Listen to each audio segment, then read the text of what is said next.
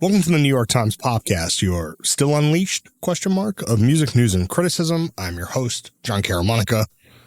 Cold open this week. We're going to get to the song that we're talking about in a little bit, which Jason Aldean's. It's Try That in a Small Town, which as of this recording is the number 2 song in the country. And I'm going to put that with an asterisk and a question mark and a head scratch. We'll get back to a little bit of the specifics of how this chart stuff is working. But if you've been paying attention to the online chatter in the last couple of weeks, you've seen that the video for Try That in a Small Town by Jason Aldean, a song that had been out for a few weeks already, was released. It's full of news footage and alleged news footage. It's a lot of dog whistle stuff. It's a lot of red meat for the base. Jason Aldean is a country music performer who's hugely successful and has talked openly about conservative politics before. And this song seems to be leaning into some prevailing sentiments over on the right. Again, we'll listen to a little bit of the song in a bit, but I wanted to have a conversation about what's happening in country music right now and why a song like this can generate so much attention so quickly and in such a destabilizing way. So I'm joined tonight, 2 first-timers on Popcast. Very excited. First, it's Marcus K. Dowling. Marcus is the country music reporter at the Tennessean. Marcus, what's good? Oh, everything. It's absolutely bananas here in Nashville. All sides are being represented in full transparency in country music in Nashville in 2023. And we are going to get into the all sidesness of what's been going on in the last few days. Also, Amanda Marie Martinez is here. Amanda's a historian doing postdoc work at UNC Chapel Hill and wrote a piece for NPR a couple days ago about the notion of when someone sings about small towns, what are they really singing about? And what is the legacy? What is the history of that? And how is that being fairly or accurately represented in Aldean's work and elsewhere? Amanda, welcome to Popcast. Hey, thanks so much for having me. Happy to have both of you and both of y'all in Nashville right now, braving the storm to record Popcast. Yes.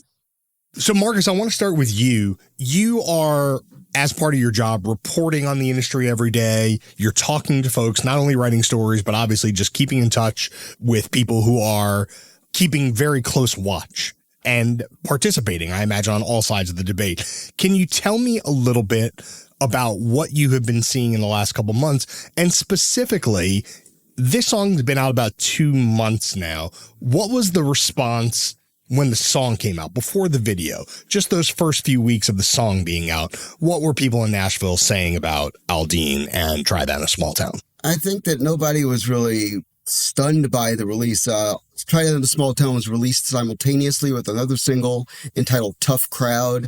Both of them play very deeply towards what are now Aldean's, after 3 years, very clearly established conservative values, and it was just nothing that felt out of the ordinary. And people were just, okay, we're preparing for an Aldean album cycle and things are going to be pretty much business as usual. Aldean has been outspoken about conservative perspectives. How much of that has been in his music in the last stretch of time? Because it certainly wasn't, I would say, in the earliest years. No, gosh, how much of it has been in this most recent stretch? Not as much so much in the music as much as it is in the social media posturing and the creation of his position as a social media influencer, for lack of a better term. I think that's where you really started to see his politics hold some water. Otherwise, in the music, it was pretty much last year, or rather 2 years ago, he had a ballad with Carrie Underwood, If I Didn't Love You, which is apolitical at best. That was one of the best awarded songs of the year. Won some ACM awards, topped the charts. It was a big hit for Carrie Underwood too. So it wasn't anything that was, unusual, like as far as song content or anything. There wasn't anything that painted outside of the norm and headed in a political direction. To your point, a lot of the sort of politics that Aldean's been engaging in are, influencer is an interesting way to put it. He does feel like he is deploying it in a way parallel to his music career, almost inviting people who share that ideology to say, hey, if you are interested in this ideology, you may also be interested in my music. But this does feel like the most literal weaving together of the two. Did you get the sense, even if people were not surprised that he was releasing a song that was so sort of literal in these terms, before the current moment with the backlash to the video and the response to the video, was there not a little bit of head scratching about, okay, what do we do with this version of Jason Aldean? Or is he such an established figure in the industry that him releasing music like this, people are going to take it the same way as him releasing a ballad with Carrie Underwood? I think that you have an expectation of his releases to have, on a sonic level musically, it's obviously leaning more towards like a rock thing with a trap underpinning in the drums. And the lyrical content, I think, was the moment when everybody started to really pay attention, because he's musically been largely the same artist for 15 years with variations into balladry or something that's more of a rock edged specifically song. And you go all the way back to Dirt Road Anthem, which was his big breakout hit, which is essentially a rap song, for lack of a better term. And when you heard Try That in a Small Town and you heard the language be deployed, you're like, okay, this is wildly different. And then when you start to dig deeper into, again, the social media bent and the way he was headed in that direction alongside his wife, Brittany, who has to be a part of the conversation, given her leanings and her very clear, obvious right-leaning political stances, then you're like, okay, so this is a wholesale, full-scale buy-in to what has obviously been a very lucrative and successful parlay for Aldean and his wife. This is probably a good moment to listen to a little of Try That in a Small Town, just so you can get a sense of what it is we're talking about here. So here's some Jason Aldean from this most recent single.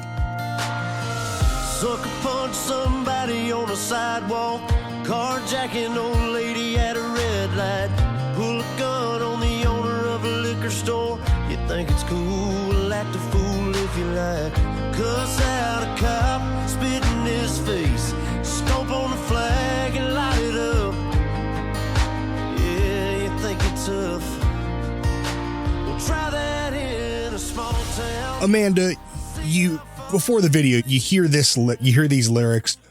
What is the larger narrative that's at play here? Because this is not simply just a wistful look. We've all been following country music for many years, decades, plenty of songs about small towns, things that happen in small towns, good, bad, otherwise. None of them have had this particular bent that I can remember. When you hear these lyrics, what is resonating for you with them?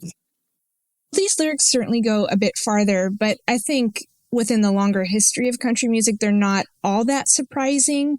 And I think that without the video and without the revelation that the video was filmed at the Maury County Courthouse, where, among other things, a very notable lynching occurred in 1927, I don't know that it would have been this kind of high-profile backlash that we're seeing. Like almost nothing remarkable about it, even though it's very intense in its imagery. Yeah, I could see it skirting by and being much more under the radar, but I think the combination of the video and hearing the lyrics, him saying things like he's targeting people who are cussing out a cop or burning an American flag, right? But he's doing that while singing over very clear references to Black Lives Matter protests. So I think that combination really throws it in your face what is going on here. Can you tell me a little bit more about the broader, longer historical context here? You said that some of these lyrics wouldn't have been out of place in country music historically. Certainly in my engagement with country music as a listener, the moment that this brings up the most is a sort of high jingoism of the early 2000s. But let's go back a little bit further. Can you talk a little bit about how these sentiments get expressed and have been expressed, rather, in country music historically? Of course, we're talking about country music, so it shouldn't be surprising that there is a kind of embedded reverence for images of rural life, pastoralism. So that is just obvious, right? But there has always been this preference for the country, rural life that has been coupled with a very kind of anti-urban tinge. So that's always existed in country music, but of course it's evolved over time. But I think that there has always been a racialized element to it. So if we go way back to the first years of country music in the 1920s. You look at many of the first country songs that were recorded, including a song like Little Old Log Cabin in the Lane by Fiddlin' John Carson, which was recorded in 1923. That was a minstrel song, which of course was very common for popular music in the 1920s, commonly performed in blackface, and it recalled this yearning for a rustic home. But the important thing with the perspective of the song is it was written from the perspective of a former slave who is pining for a pre-emancipation past. So that is the kind of earliest racialized version of this pro-rural, anti-urban sentiment. Of course, it's evolved over time. By the time you get to the post-World War II era, when a lot of country music's base audience, which is former rural white Southerners, they're achieving social mobility within this context of the post-World War II era. They're taking advantage of good home loans. They're moving to suburbs. And within that context, by the 1960s, you have nationally, because of racial discrimination and housing covenants, people of color are only able to live in urban cities, urban centers. So you have this conflation of city centers that are associated with non-whites. And I assume the inverse, which is that the small towns and those rural places associated only with whites.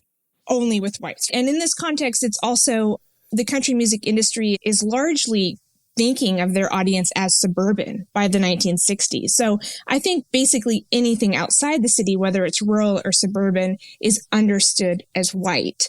So the 1960s, in many ways, there are a lot of parallels to the present in terms of the social division, in terms of racial uprisings, protesting things like police brutality, and other forms of systemic racism. You see this backlash, and also a feminist movement, an anti-war movement. And all of this kind of comes to a head by 1969 when Merle Haggard releases what may be the most famous anti-city country song of all time, which of course is Okie from Muskogee, which expresses this anti-urban disdain for displays also of social protest, whether that is anti-war demonstrations, displays of patriotism are celebrated. I think that there is this long history that, of course, has evolved over time of these country songs that frame the city and the country along different moral lines, but also different lines racially as well. The implicit cosmopolitanism of the city has always felt like a threat in various eras of country music. And even if you go into, I remember in the mid 2000s, there were a lot of romance love songs that were sort of like, that's city boy, like you really want a country guy. You don't want a city. And the implicit cosmopolitanism, potentially the racial diversity, the political valence, like all those things implicitly threats to what is presented as an idyllic rural setting that is country music's optimal backdrop. But we all know that's not true. We all know that the reality of small towns and the reality of rural America is far more complicated than that. Yes, absolutely. What's tragic about this story is the decline of small towns, the rise of big box stores like Walmart that are in consolidation in big business, that are putting mom and pop shops out of business. The opioid crisis, which is unfortunately often associated with rural communities that are hit the hardest. It's a very sad irony that it doesn't paint a very accurate picture oftentimes, unfortunately. It's really reductive. So with that in mind, Marcus, can we talk a little bit about how modern country music thinks about the city versus the small town, urban and rural? Because I feel like even though in my mind, country music is more urban, quote unquote, in a lot of ways than it's been in a long time, I still think the stories that it tells about itself pretend that it's not. So can you tell me a little bit about what you're seeing up close? Country music is a fascinating space right now. I'd say that the influence of hip hop culture, especially in the last 15 years, has had an incredibly dynamic impact upon the space in the sense that hip hop is the lingua franca of the world. Country music inclusive. So that means that, say, somebody like Jason Aldean, tough talk to him does not sound like necessarily entirely just Hank Williams Jr. or Stonewall Jackson even. It's also 50 Cent. It's also Jay-Z.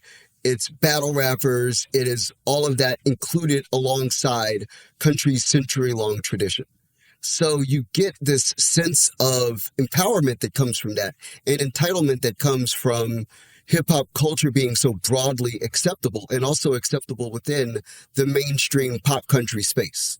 So there's this disjointed relationship of sorts, especially in mainstream country, in which like I said before, hip hop culture is incredibly impactful in the space in ways that are not necessarily even direct or overt, but they're more implicit in the way that language and the way that posturing as well is used. All right, we're going to come back to that idea in just a moment. We'll take a quick break. We're back. Marcus K. Dowling is here. Amanda Marie Martinez is here. We're talking Aldean, etc. I often think of hip hop's influence on country, obviously in like trap production or in the way that certain singers vocalize, even if they're not rapping in the most classic sense, the cadences of the singing can be a little bit influenced by that. But you're suggesting that even the sort of these abstract ways that country singers, and I'm assuming we're mostly talking about men here. Oh, we're almost exclusively discussing men here. But even the way that they are presenting their version of country masculinity has some embedded DNA of hip hop's masculinity in there. Oh, unquestionably, the swagger is there. And when you look at a song like Try That in a Small Town, and you look at the use of direct language in a very threatening sort of overt sense, then it runs a gamut again from all of the history that Amanda is discussing to also be strangely inclusive of the 50-year traditions of especially, well, I guess you could say all variants of hip hop. There's some West Coast rap involved in that with gangster rap, and there's the East Coast gangster rap in the early 2000s, and then there's obviously Atlanta trap rap, given that Jason Aldean's a native of Macon, Georgia. So you have this strange polycultural polyglot emerging in Nashville that is difficult to navigate without understanding all of the preponderances of nuance. Okay, so something amusing that I have found over the years. I've written about this a lot. Obviously, I've interviewed folks like Sam Hunt. The types of folks that I find myself interviewing, talking about hip-hop's influence on country, I think have been, again, I can't speculate on everyone's individual politics, but maybe have tilted a little bit more left-leaning than someone like Aldean. I wonder, on some level, have people interrogated Aldean or folks like him whose politics are right-leaning, but whose reference points are much more diverse than they maybe would confess to? I would like to be a buzzkill here if I can. I think country music's embrace of hip-hop is no indication that there's any sort of celebration of diversity or progressive politics. I think that country music, even though we think of it as old-fashioned, it is always evolving, and it is a music genre that has existed for 100 years. No other genre can boast that, where it's been getting bigger and bigger over 100 years. And I think that the way that country music has maintained its relevance is that it borrows from pop music.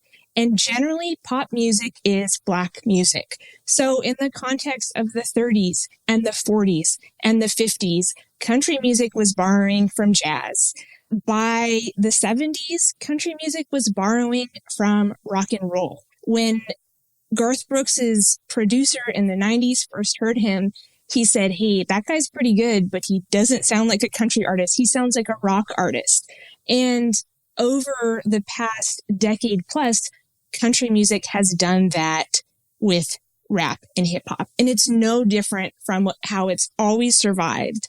So sorry to be a buzzkill on that, but I also have something to say about the role of country in country music today. The country music listener has not lived, generally speaking, in the country in a rural space for 50 plus years, maybe 60 years, right? So I think country music has always had different identity crises throughout its existence as well. What is country music? If anyone can answer that for me, congratulations, because no one has been able to answer what country music is. But I think as we've seen this shift of the country listener not actually being a country resident, that it's created this crisis of what is our attachment to rural life, right? And I think increasingly we've seen country have this role as a metaphor. So I think as early as a song, maybe even earlier, but like in 1974, Tom T. Hall had a song called Country Is, where it's playing with this question of what is country music? Country music is what you make it. Country music is living in the city, right? He says, and he concludes in the song, country music is all in your mind. And I think that is something that we have seen over time increasing. I'm also thinking about in 2016, Mo Pitney had a hit with a song called Country, where he says, country can be in the middle of the city. Country can be on a farm. Country is in your heart. And I'm also thinking about around that time too, Luke Bryan had a song called Huntin', Fishin', and Lovin' Every Day. And there's a part where he stops in the song and he says, now everybody close your eyes and let's go there in our minds. So it's just taken on a really fascinating role where it's increasingly a metaphor, because how do you maintain that connection to rural life when you don't actually live there? And I think the extension of that question, or what's underneath that question, is that imagined ideal? Is that imagined place? Is that a white space? Is that what's being dog whistled here? I want to jump in on this, John, because you're going in a great direction insofar as making a broader point about the ephemeral versus literal understanding of what country is. And then you weave in politics and society into that, especially in and around the Black Lives Matter movement and the 2020 presidential election. And that ephemeral connection begins to whittle away in a very right-leaning, far right-leaning part of the broader country music landscape. And everything that is ephemeral is literal in that space. Going somewhere in your mind is not actually a thing. It's a thing that you're tangibly connected to in a very real and profound sense. And there hasn't been, and maybe, Amanda, you're better at this probably than I am even, but trying to find a time in country music's history in which an artist has been willing to go that far to the right to touch a fan base that is willing to literally connect with these very ephemerally touched values for the last 50 years of country music's history. And I think that's the profound part of this song, is that we're finally at a place in country music's most broadened landscape, the big broad umbrella, as Sarah Traherne, the CEO of the Country Music Association, says, where we can go all the way to the right and touch these people who want to have no ephemeral connection to country music. And that's like namby-pamby, like, we'll touch it, feel it, think about it.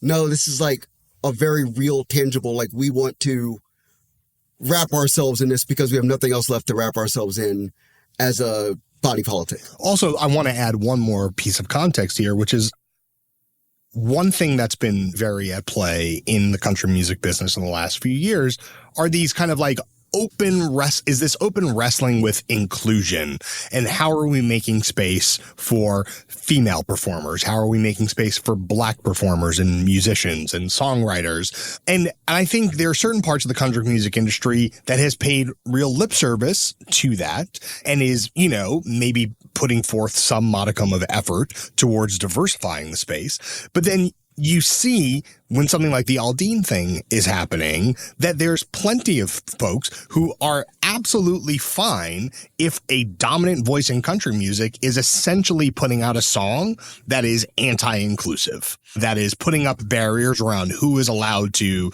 engage in rural sentimentality. There's plenty of people that have no problem with that whatsoever. And I wonder, Marcus, are you sensing, like, outside of the sort of Jason Isbells of the world and the CMT thing, CMT said it would stop playing the video. Are you sensing any other existential crisis that this is putting into gear from real people, not people who are politically left? If you're politically left, that's fine. I have conversations with everyone in this town, and I'll say that the one thing that you notice in this town more than anything else right now, especially in the mainstream country industry, is grappling with exactly what the meaning of democratization literally means in country music. So it's okay. Country music has never been more left and more right than it's ever been, in the sense that when CMT, great example, is willing to say, women to the front with like the Next Women of Country campaign and these initiatives that are more broadly saying women deserve space. They deserve equal time and equal access and equal play.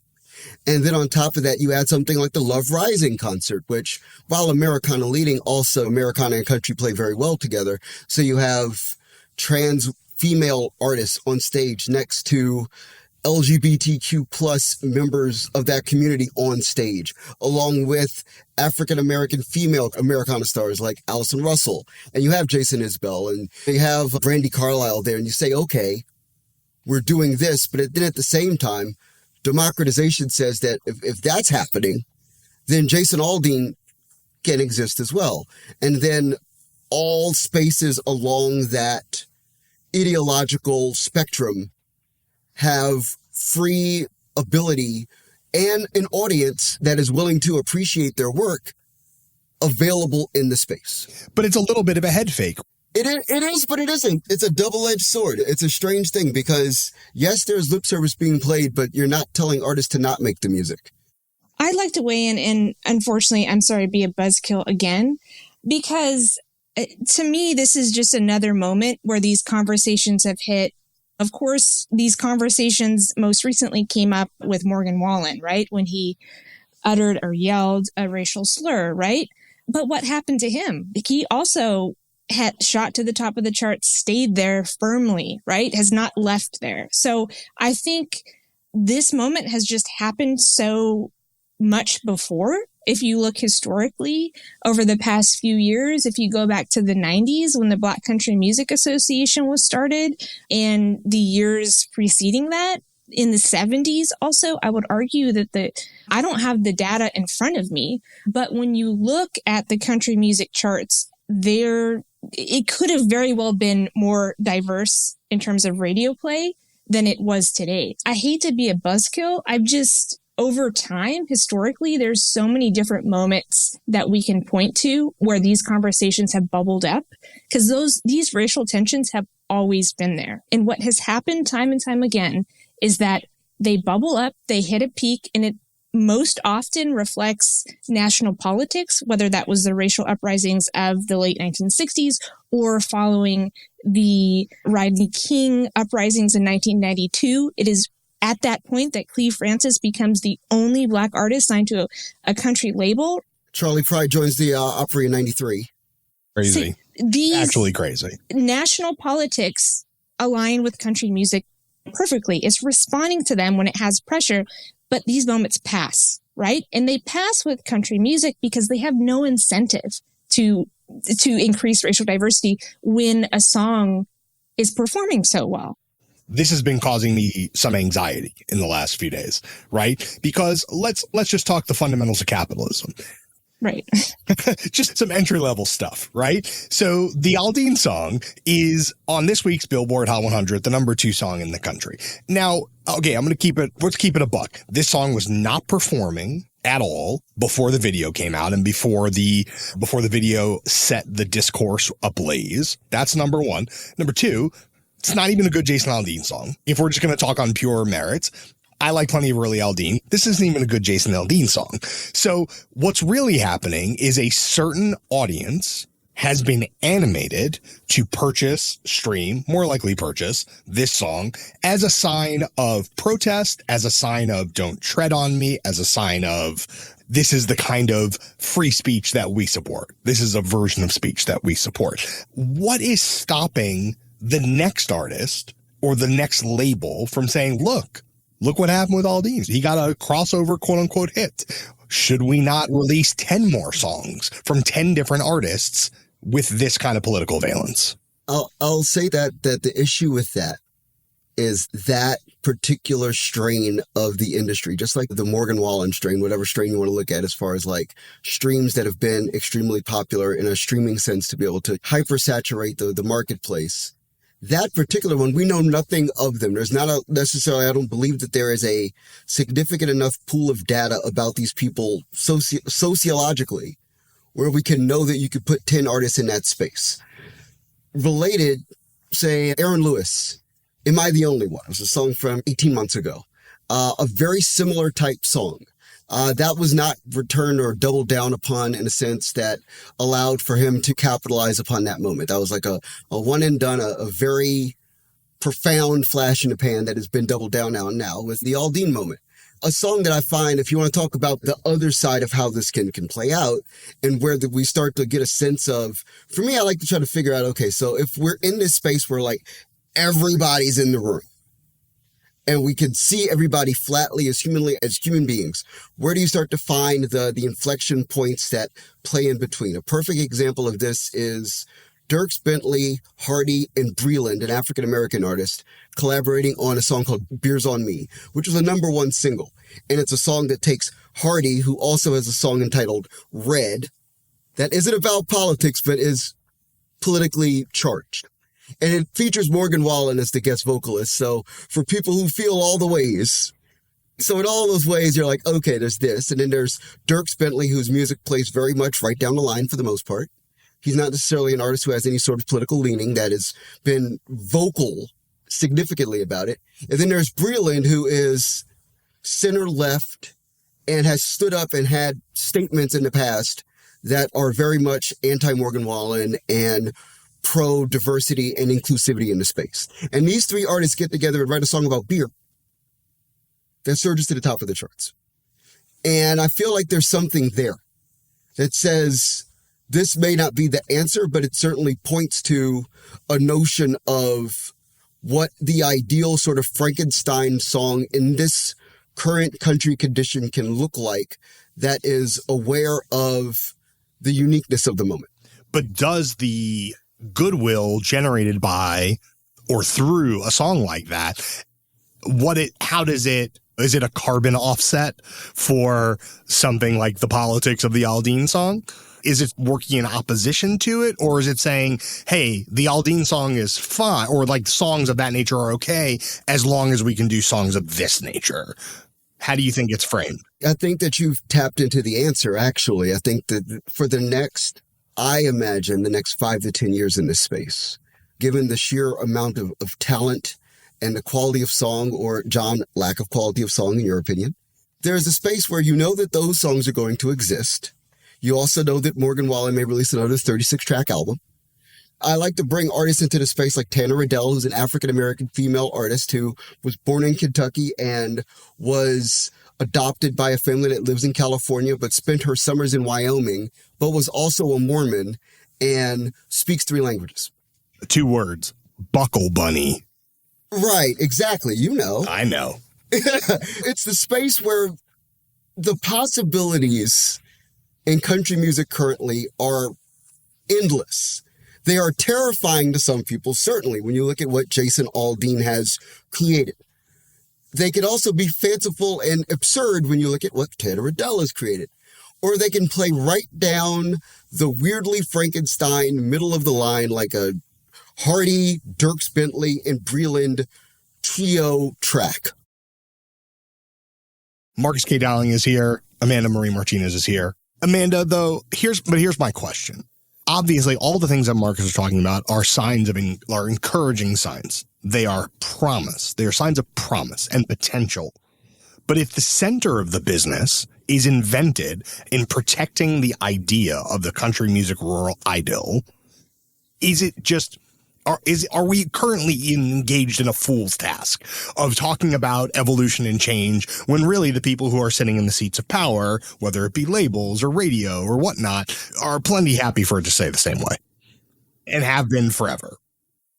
I'll continue to stay on brand and be a buzzkill Marcus, I admire your optimism. Like I've said, if you look in the past over history, these points have come up where in my mind, the industry is doing really the bare minimum. I'm happy for Breland that he had that hit, but is he going to get a hit on his own without the help of two of the top male artists in country music? To me, country music is music for white conservative people. To an extent, that's what it's always been. That's always been the base. If you go back to the 1920s, when country music was first marketed to a Southern white rural demographic, right? That's evolved over time. And the country music business has identified their base core audience as white conservatives. They don't want to lose that base. To me, an interesting question is we're quickly becoming a country that everyone is saying is going to be minority majority at a certain point.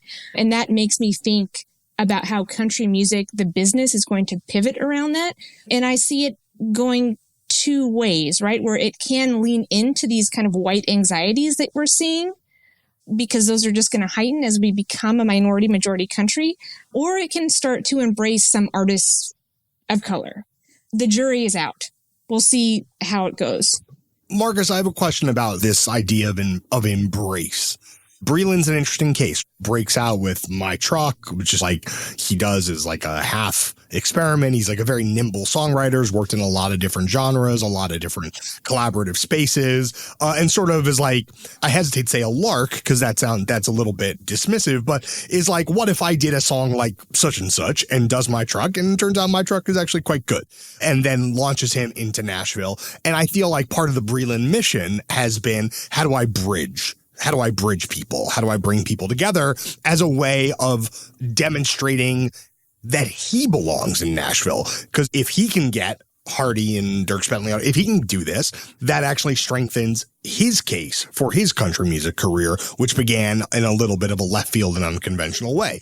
But obviously, if we're going to talk about Mickey Guyton or certainly folks like Reese Palm, we're going to go back over the last 10 or 15 years. Jimmy Allen, Kane Brown, there haven't been as many pathways open.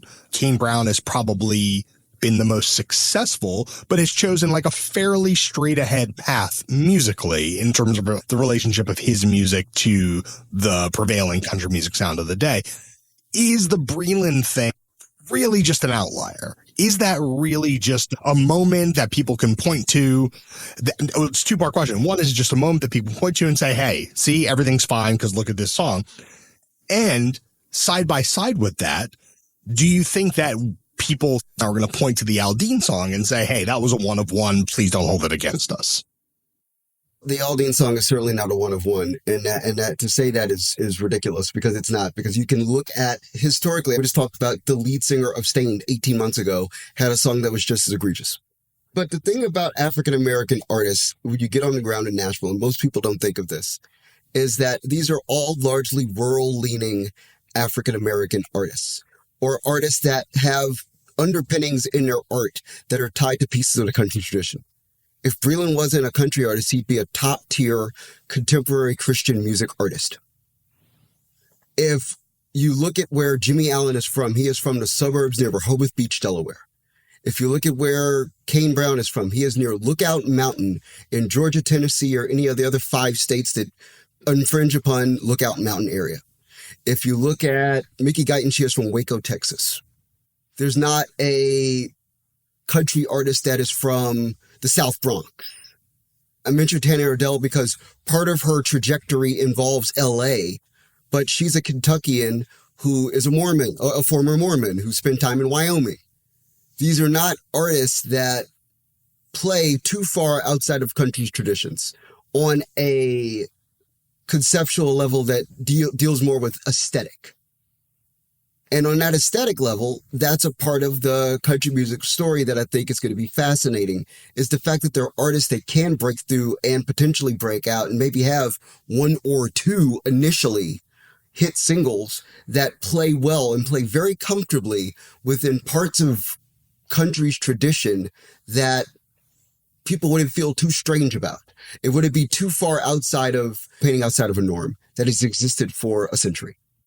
Given what you were just saying, look, small town life is, maybe it's being painted as a white ideal in country music philosophizing, but small town life is much more complicated and in fact much more diverse. Can you talk a little bit about how non-white artists have leveraged or otherwise the notion of the small town, like the imagination of the small town that Amanda was touching on earlier? To what degree are Black artists or other non-white artists afforded access to that kind of imagination? I think that speaks A, to the breadth of the space, and also B, to the ability to leverage mainstream arms. So you have artists like Breland, who released an album that involves a song that's called Natty, that references natural light and enjoying partying with natural light on weekends, which is a part of the rural country tradition. Then you have artists who are independent, like Roberta Leah, who has a song called Ghetto Country Streets, which creates analogies between rural small town country and semi-urban, quote unquote, big city style, quote unquote, ghetto, quote unquote, country, quote unquote, streets. So it's taking all of that triggering language and flipping it and inverting it on itself and creating something that's definitely more inclusive towards a community that is obviously been historically marginalized in the space. And is there a path out? Are we going to be back here in 12 months with a different version of this? We'll be back here every day for the next decade of our lives, John. Like, Morgan Wallen has a 36-track album, of which a song has been the number one song in America for 14 weeks. We also are stuck with the number 2 song being Luke Combs covering Tracy Chapman's Fast Car, which ignited a national controversy in relation to people's ability to touch traditions that are not their own by privilege of race and gender and heritage. Even deeper, when we dig further down into it, there are artists who we haven't even discussed who have been left-leaning and triggering issues in regards to sexuality and gender. Like, there's a laundry list of artists who will not drink Bud Light on stage during concerts. We could have this conversation literally every day for a decade. This is how serious this is of an issue in country music, especially with country music becoming, once again, for the first time in 25 to 50 years, a mainstream dominant genre. Now, the key to this is that on the flip side of that, you have to be willing to say, okay, so for all 10 of your artists who believe these things that may paint outside of comfortable, progressive, liberal norms, we have to find artists and position artists and platform artists and do the work, do sometimes 2 and 3 times the work on a daily basis to be able to say, this artist is equitable in some modicum of semblance to what these artists that are entrenched within the space, especially in top tier positions on well-established charts, and being able to say, okay, this person is equitable or greater than these artists. And that's day-to-day work. And that's literally going to probably be a decade of our lives, honestly. Or more. I mean, I think if, to underscore what Amanda was saying earlier, a version of this is not simply going on this year or this decade. It's actually been going on for decades. So Amanda, given the historical context that you were bringing up at the very beginning of the show, is there anything about this specific moment that feels more or maybe less salvageable than earlier moments? Just like with any social movement, they're building on previous generations. The Black Country Music Association was founded in 1995. And I think the establishment of the Black Opry 2 years ago is absolutely building on that tradition of creating a Black space for not only Black artists, but Black fans, which I think is a crucial new element in this era, where The Black Country Music Association was more concerned with supporting Black artists and creating a home for them. But now we're seeing that expanded into, let's create a fan space. Social media, I think we're seeing two sides of different spectrums here, where we're seeing on the one hand how Jason Aldean and his wife Brittany Aldean have used social media to drum up their kind of far right base, but we're also seeing it as a source of community for places like the Black Opry. I think that is a big point of hope, and I think that it's going to take time. There's a notion of trust in visualized community that is a notion that I think is the most important thing out of all of this, is the idea that social media allows you to visually see that there are people that believe the things that you believe about music in a way that is unprecedented, obviously. And the trust in that comes when you double down, when there are communal moments that exist in the space, say like a CMA Fest or a Newport Folk Festival or a Love Rising concert, where you gather with these people in community that you see online. I think one of the most fascinating things about Jason Isbell as an artist is that you could see this person literally walking the walk in real time that he says online. So it's not like in country music, there's always a thing where it's like the way that the artist is presented as a brand is oftentimes not what you perceive in person. The way that George Jones, say, was presented to you as an artist was certainly oftentimes not the artist you got in concert. But now you're starting to see, as far as fans and as far as artists too, people who are creating community, when they get that real-time opportunity to double down on their presentation, they are doing so in an unprecedented manner. I feel like we could talk about these things for quite a long time, but I'm really grateful to Marcus and Amanda for coming on today and getting into some of the thorny stuff. Appreciate y'all very much. Thanks so much for having us. That is our show. Listen to every podcast ever at nytimes.com/podcast. Email us, podcast@nytimes.com, with any questions or thoughts. Get in the Discord, get in the Facebook group, tinyurl.com/popcastdiscord/popcast Facebook. Get the t-shirt. It's the popcast.myshopify.com. Popcast Deluxe is on YouTube at youtube.com/nytimes. That's me and Joe going at it, talking about viral things every week. We will be back next week. Our producer, as always, is Pedro Rosado from Headstepper Media, and catch us on the flip side.